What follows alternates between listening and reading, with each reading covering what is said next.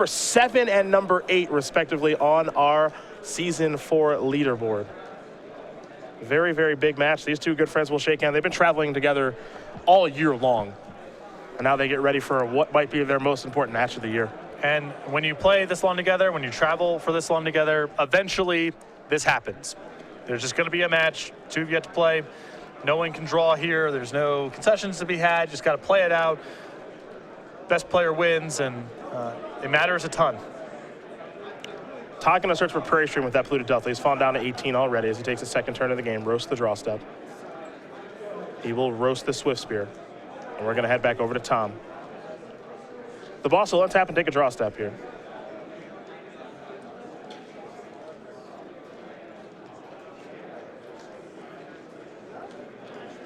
He's going to play a mountain. And now here's a dragon fodder.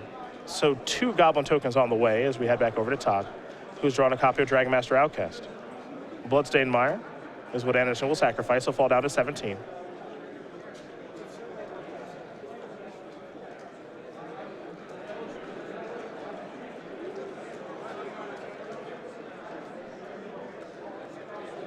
And now it's aptly named. I mean, you got to cast it, right? But not the card you're looking for in this matchup. It is the aptly named Painful Truths.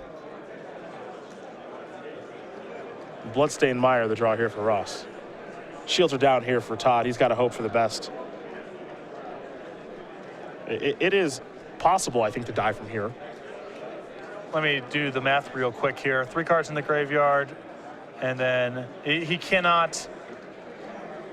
I don't think he can. There's a way to do it this turn. No, sorry. Titan Strength, Become Immense kills him. Yeah. It can't involve team or battle rage. There's not enough going on for that, but 2 Titan Strength and a Become Immense is lethal. Swift Spear. Dragon Fodder. And this isn't quite lethal, but this is very hard for Anderson's deck to beat, as he doesn't have access to sweepers. And no Radiant Flame, stuff like that, so Tom looking to go wide here. I think it's going to have to involve Soulfire Grandmaster now. Yeah, he's got to get a blocker into play that can check the 1/1s and gain life with his removal spells.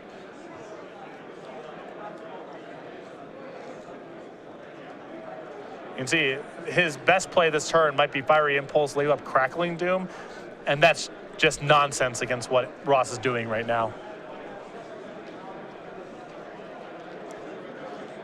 Todd going to take a long look at the options here. Crackling Doom, Oceanize, Command Fire, Impulse among them. It doesn't appear there are any blockers here. Kolaghan's Command in hand too. The big question is, can he just get all these cards out of his hand in time? He might have to use Dragon Master Outcast as a blocker here, but he's just going to pass the turn back right now. Yeah, he basically has to lay a trap here for Ross and hope that Ross walks into it. If he just plays his removal spell straight up here, Ross has so much left over, and then he can start firing off his pump spells as well.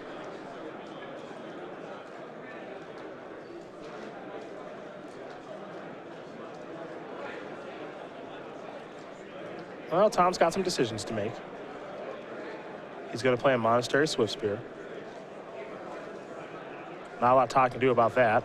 Now here's Hordling Outburst.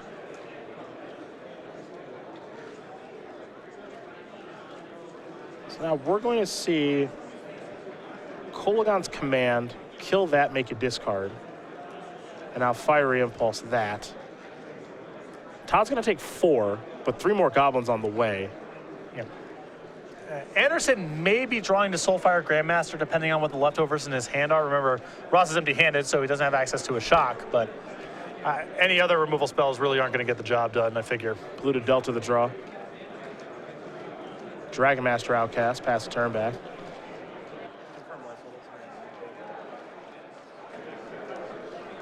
Todd going to go down to 5. Can go up to a virtual 9.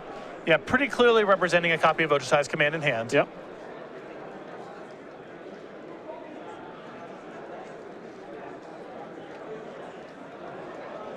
He's going to gain the 4 life now, go up to 9. Doesn't want to worry about a Tarkus command or any of that stuff. Not that he can really beat that card anyway. He might as well do it, but he's not being a Tarkus command. Everybody in. There's a block. Become immense. See you later, alligator. Tom Ross going to win game number 1 here over Todd Anderson. A Tarka red up a game very quickly here over Jeskai Black, which means we get to take a look at the sideboards here. And Todd is immediately going to the drawing board, and he knows exactly what he wants to board in. He's got 2 Master of the Unseens and Negate, 2 Radiant Flames, 2 Ration Clerics, 2 Dispels, 3 Infinite Obliteration, and Erase, 2 Disdainful Stroke. Some cheap interaction here in Negate, 2 copies of Dispel and the Irration Clerics, and a real trump in the matchup with 2 copies of Radiant Flames. Those 7 cards are going to come in very quickly. Some of the clunkier removal spells like Ojutai's Command, Crackling Doom, Utter End, some make sure those cards will be coming out. You don't want to cut them all together because a lot of those cards are clean answers to the combo, no matter when it shows up. But you don't want that many 3 and 4 mana spells in your deck here. For the boss, he's got 2 Den Protectors, 2 Fiery Impulse, 3 Rending Volley, 2 Chandra Fire of Kaladesh, 2 Boiling Earth, a Vault Breaker, 3 Roast. The shocks are very important in this matchup. With things slowing down and Ross needing a little bit more protection from sweepers, I think you're going to see the Den Protector come in as well. And this seems like a matchup for Vault Breaker. Oh, yeah? Yeah, sure. You want the big guy? If he wants it for the slower matchups that are about slogging through removal, this matchup certainly qualifies. Well, perhaps we will see Vault Breaker make an appearance here for the boss as he and Todd will finish sideboarding up, and we will talk about the YouTube page here with StarCityGames.com where you can go back and watch replays of this Open here in Denver and a whole bunch more. Just a lot of great content up on the page at youtube.com/StarCityGames. See a lot of old content like Versus Series articles, Premium Archives, Open Series archives, and some content that's exclusive to the YouTube page like unboxings. Again, youtube.com/StarCityGames. Subscribe today and get notified when new content is uploaded to the page.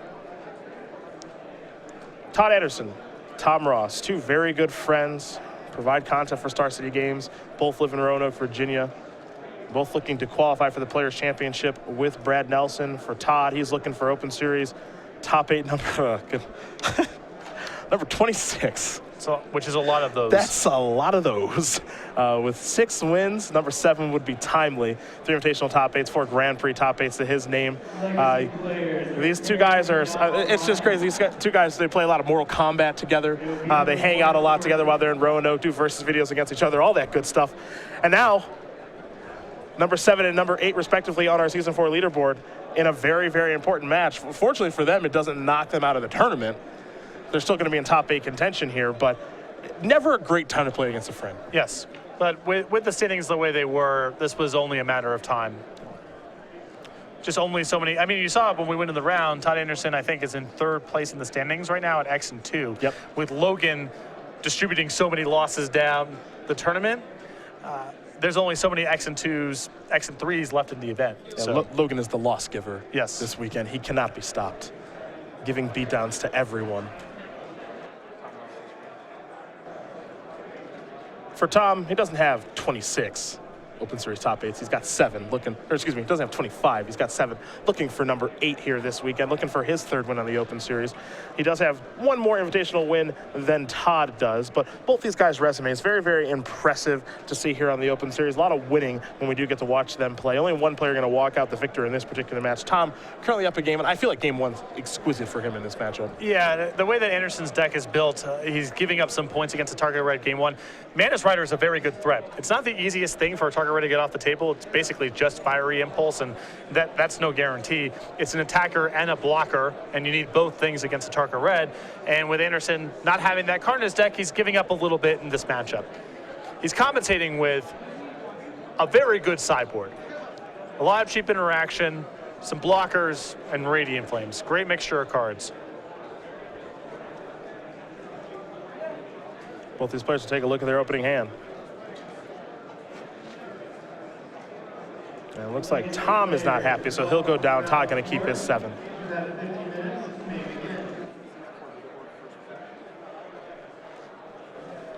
We talk about how these 2 players are number 7 and number 8 on our Season 4 leaderboard. They're so close in points with each other. And not a lot separates them from the pack, honestly. You know, you take a look at, you know, Jonathan Morawski, something like that. I mean, he's good to go, but, you know, once you get to Todd, Tom, Rudy, and even, you know, Eric Hawkins and stuff, it's close. I mean, right now, Todd Anderson at 243, depending on how this tournament shakes out, is at risk of falling behind Tom Ross and Logan Mize in the standings. Yeah. Potentially Eric Hawkins as well, depending on what happens in this IQ. So he looks good, you know, 7th place and a whole lot of points to show for the year, but this weekend could easily turn sour. Mystic Monastery here for Todd. For Tom, he's going to search up a Zergo. Search up a basic mountain with that bloodstained mire. The follow-up here is Jason. You can see in Anderson's hand, he does have Radiant Flames and a mountain to go along with it. So now it's about setting the trap. Yep. With your Tarkaret experience, is there a lot you can do about Radiant Flames? Not a whole lot. Most decks have 2 copies in the board. Most of your hands play into it at some point regardless. And if you give Jeskai way too much time, then you're just going to lose to cards like Ojutai's Command or Treasure Cruise or whatever. So I usually just put my head down and go. The thing that you can do to try to play around it is leave a haste creature back, be it Monastery Swiftspear, one of your dash threats. So in the event that they tap out, you have an opportunity to go haste threat and combo you out. That's the one concession you can make to try to work around it. But often you're better served just putting your head down and hoping they don't draw one of their few copies. Rending Volley going to take care of Jace. Zergo plus Titan Strength will allow Tom to scry and get in there for 5 points of damage. The other thing you can do is cards like Dragon Fodder and Hordeling Outburst can sometimes just force the issue on their own because you can't really answer those cards with 1-for-1 removal spells. Soulfire Grandmaster here for Todd. With a red mana just hanging out. Here's the attack. All right, they'll trade. Todd will get 2 life.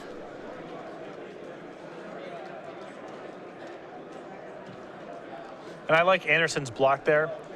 I think the logic being, you know, Ross is already mulligan. He's already used a Titan Strength just to punch through some damage and scry. As long as Anderson can trade 1-for-1, eventually the mixture of Radiant Flames and Treasure Cruise is going to pull Anderson really far ahead. The reason I like the block there too is Treasure Cruise is 1. You mentioned Radiant Flames. Also, he's got No Shine's Command in hand too. Yeah. So he's probably just okay with like making these exchanges. This Radiant Flames is a 1-for-1 technically, even though it's killing 3 creatures. It's trading with exactly the card Hordeling Outburst, but he also has another copy. He just wants to get more cards in the graveyard. Yep. Just trade, keep the life total high. Eventually, the Treasure Cruise works itself down to Ancestral Recall, and gas back up, find some more cheap removal, find your Arishan Clerics, find your Dispels, whatever. Try to lock up the game that way. Todd just going to pass the turn back. Cannot find land number 4 right now. Here comes the boss for 2. Anderson going to fall down to 15. Will he add more to the board? The answer is yes, and I think we'll see Todd pull the trigger now on this other Radiant Flames. And these people know each other's deck lists, I'm sure. So yeah, I do not think Ross is going to give much credit to the second copy of Radiant Flames, and this is going to be hard to overcome. Not too little shake of the head there. Yeah, not too thrilled about that. It might be a defensive Become Immense to keep a token alive, if he even has the cards in the graveyard to do that. Well, he does. He got plenty of cards in the graveyard. Yeah, defensive Become Immense to save 1 goblin. It's not the prettiest thing I've ever seen. Gonna have to do it though. He's got enough cards in his graveyard where it doesn't prevent him from casting future copies of Become Immense, and with the target's command in hand, he has to kind of build up a board. Anderson gonna fall down to 14. He'll draw a card. He's looking for land number 4. There's Kolagon's command. Yep, kill that. Maybe. Yeah, kill that, make you discard. Yeah, Tom's gonna discard a land, pass the turn back. Tom will just pass the turn back to another land. Anderson with a Jace. It's not a land, but it's a spell to play, so he will cast a Treasure Cruise, in fact. So, 3 cards coming. Bloodstained Mire is 1, Soulfire Grandmaster 2, Shambling Vent is the easy land to play. And now Todd is starting to pull away. We are in point of no return territory. Basically. Can happen real fast.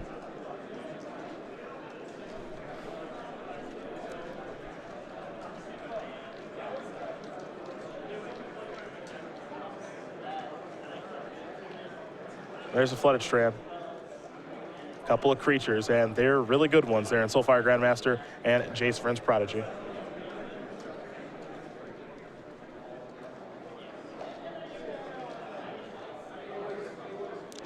Tom going to search up another copy of Cinderglade here.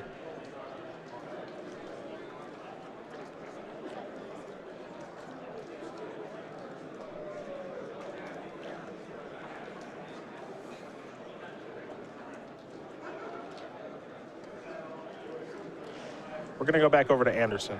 He's going to sacrifice the Flooded Strand on the upkeep. And Todd with the other way to do it. I talked a lot about blocker plus removal spell available as a way to beat a target red. Blocker plus dispel is much the same deal. It prevents someone from being able to combo out. So, point of no return.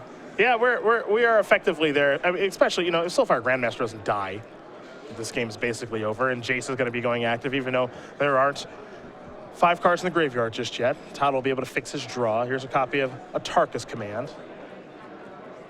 That'll play the role of Skullcrack here, but Todd has the ability to actually counter this if he wants to. He might just rebuy Dispel and cast Dispel. Yeah. And he can still hold up the 1 mana for Dispel. So. Sure. Yep, there's your rebuy Dispel. Might as well do it. Agreed. Todd will gain 2. Tom will lose 2. And hey, the life totals are even. It's a tied game. So it's basically a tie game. Well, what? I don't understand. It's 14-14. Love the concession. Yeah. Love that concession. Well, when you're beat, you might as well get out of here. A Target's command, the target red deck, it's very different from the red decks I typically play, which are just, I have a curve of creatures, not really playing with pump spells, try to kill some stuff, try to get some value out of your lands. That's usually the recipe for the decks that I build. A Target's red is a lot different. You get these explosive wins where you can win out of nowhere or win through resistance, but the other side of it is when you're beat, you are done. There's no catching up. There's nothing you can do once the game gets into that sort of spot. You see the options there for both players. Looks like Tom is going to go back to the drawing board a little bit. Todd will do the same. So we'll talk about our Season 3 Invitational Champion here on the Open Series.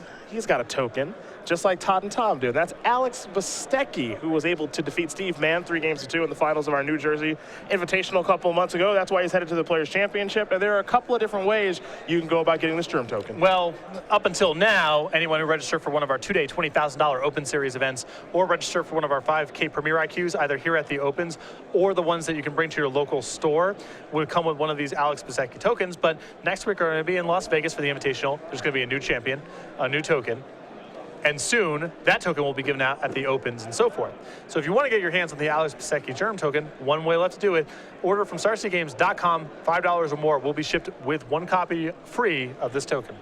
We look forward to seeing Bastecki and the rest of the gang at our Players' Championship, and potentially these 2 players as well here in Tom Ross and Todd Anderson. Number 7 and number 8, respectively, on our Season 4 leaderboard. And we will see who the winner is of this match, and whoever the loser is, who falls down to X and 3, if they're able to bounce back and get 2 more wins to be able to make the top 8. I have quite a few Alex Bastecki Germ tokens, quite a few Ali Antrazi tokens for Very my nice. greater than $5 orders from Star City Games. Impressive. The Old Man of the Sea helped there. Old Man of the Sea was great. Yeah. 5 copies of Serendip Jin. That came with one of them.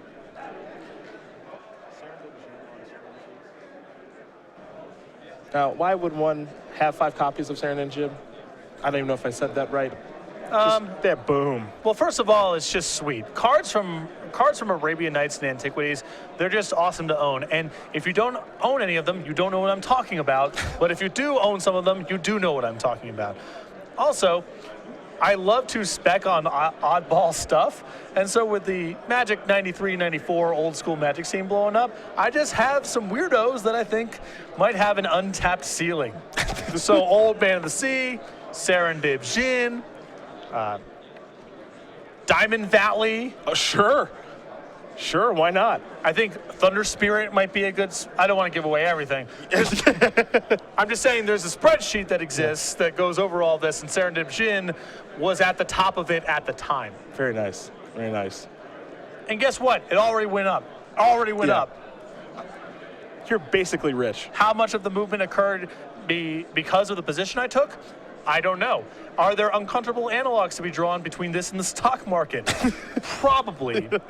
But it's already looking like a lucrative investment. Oh, someone bought a lot of this. I guess it's worth more now. Yeah. Are we sure? Yeah. Does banking just work? Is that how things work? It's unclear. It's unclear. It's a conversation for another time. Right. Just when I started to think about it, I started getting really nervous. Yeah. So I stopped thinking about it. But in the meantime, I'm currently up dozens of dollars. Yes. A dozenaire. I'm a dozenaire right now. Tom gonna play a dragon fodder. Here comes the Berserker. He's on the board early here. See if Todd can get to the board on turn 2. Ochitai's command the draw. I'm trying to scan Todd's hand for a red card, as those are the ways he gets to interact early. There's the Soulfire Grandmaster. It's going to demand an answer right away. Because if Todd gets the chance to block with that thing at all, you know he's going to jump at it. And Ross's board right now doesn't really need to add anything to it because he can dump all of his leftover mana into the Lightning Berserker. So if he's concerned about Radiant Flames, assuming that he has a shock to get this out of the way, he can simply attack, dump all of his mana in the Lightning Berserker, pass the turn back. If Anderson's on spot removal, he's got 3 creatures in play. If Anderson's on a sweeper, he's only down 2 cards. Wooded Foothill's going to be sacrificed here by Tom. Cinderglade is the weapon of choice.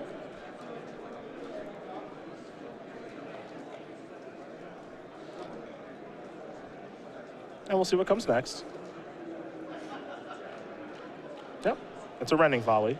Pump up the Berserker, come across here for 5 points of damage total. Todd gonna fall down to 14. We head back his way. Crackling Doom the draw. Now here's the thing about Jeskai Black. You gotta wonder how the lands are gonna line up now.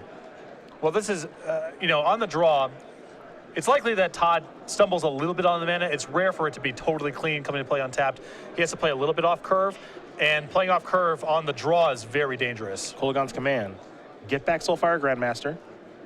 Take down Lightning Berserker, pass the turn back. Just so you know, Todd can die right now. Yep. Become immense and Tear of Battle Rage, it kills him.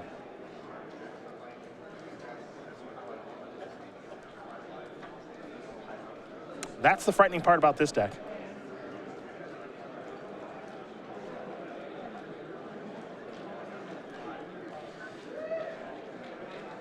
And now I think Ross has to make the call if he's willing to risk Radiant Flames. I think his leftovers now are a land, a shock effect, and a Tarka's command, and a dragon fodder.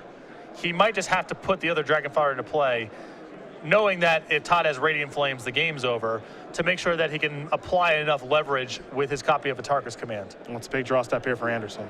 2 Radiant Flames after sideboard. Jace the draw.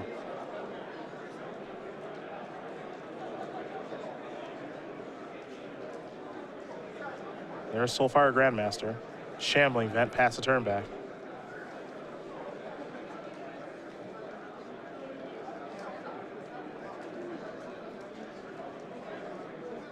Decisions.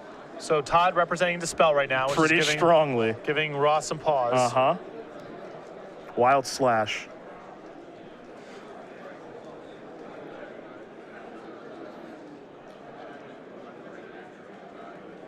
All right. And even if Anderson doesn't have Dispel, he's got to at least make Ross think he's thinking about Dispel. I think a Tarka's command may have been the draw. I think he had a Tarka's command last turn. I think Titan Strength is the last card.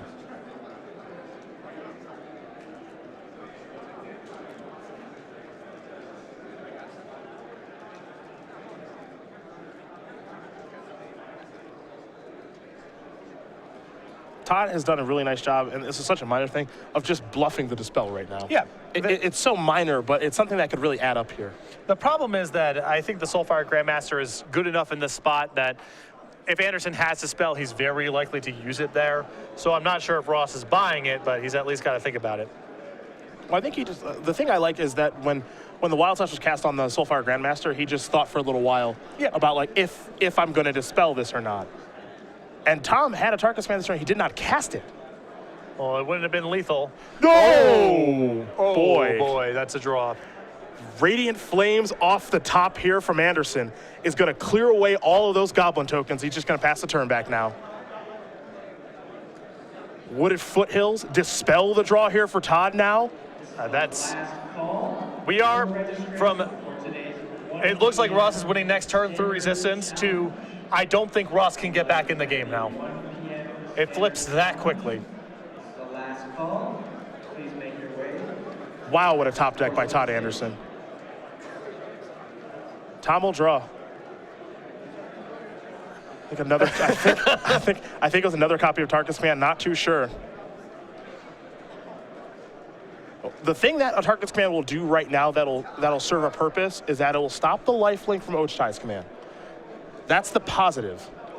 That's about the only positive, but that's the positive. Well, Anderson might just go draw a card and get back the Soulfire Grandmaster. He doesn't have to risk Atarka's command right now. Sure. Because he gets to untap and just attack with Soulfire Grandmaster. That forces some action on Ross's side. If he's got Atarka's command, that might be good enough for him to fire it off. In comes the Soulfire Grandmaster. Anderson's a little too savvy for that. If he gets back Soulfire Grandmaster and gains 4, Atarka's command is bad news. Drawing a card and getting at the Soulfire Grandmaster, you don't really care if Atarka's command's in the mix. Here's Jace. Pass the turn back. Ross going to sacrifice Bloodstained Mire. Going to fall down to 14.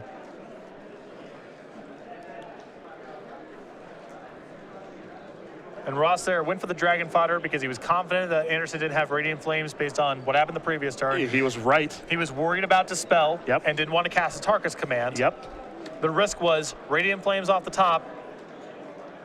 Todd found it. What do we have here? It's a Morph. Okay, that's going to be Den Protector. That's going to resolve.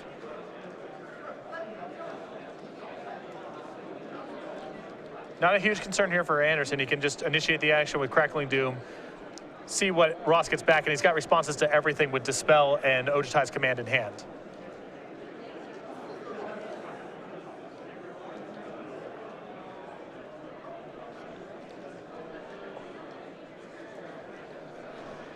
Mountain there for Tom. Pass the turn back, just 1 card left. I think Crackling Doom here is pretty safe. Yes. Yeah. Just see what Ross gets back. Yep. Like I said, with Dispel, Negate, and Ojutai's command, whatever Ross gets back, Anderson has covered. Yep.